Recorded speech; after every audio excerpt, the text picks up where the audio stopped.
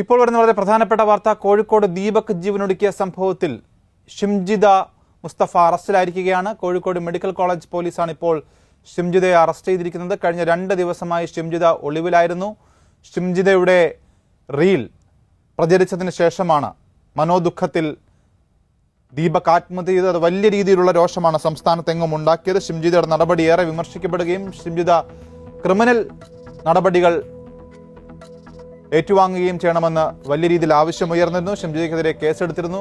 ശേഷമാണ് ഷിംജിത ഒളിവിൽ പോയത്. ഒടുവിൽ ഷിംജിത പിടിയിലായിരിക്കുകയാണ്. വീട്ടിൽ വെച്ചാണ് ഷിംജിതയെ ഇപ്പോൾ മെഡിക്കൽ കോളേജ് പോലീസ് രാവിലെ വലിയ രീതിയിൽ പരിശോധന ഭാഗത്തൊക്കെ നടത്തിയിരുന്നു. ഉച്ചയ്ക്ക് മുമ്പാണ് ഇവർ പിടിയിലായത്. ഇപ്പോൾ മെഡിക്കൽ കോളേജ് സ്റ്റേഷനിലേക്ക് അവരെ കൊണ്ടുവന്നുകൊണ്ടിരിക്കുകയാണ്. അതിനിടയിൽ കൊയിലാണ്ടി താലൂക്ക് ആശുപത്രിയിൽ വൈദ്യപരിശോധനയ്ക്ക് വിധേയമാക്കിയിട്ടുണ്ട്. അതിന്റെ ദൃശ്യങ്ങൾ നമുക്ക് അല്പസമയം നമുക്ക് കൊടുക്കാൻ സാധിക്കും. എന്തായാലും വലിയ രീതിയിലുള്ള സമൂഹ മാധ്യമങ്ങളിലൊക്കെ വലിയ രീതിയിലുള്ള വാദപ്രതിവാദങ്ങൾ വരുന്ന ഒരു സംഭവത്തിൽ ഇപ്പോൾ ഷിംജിതയെ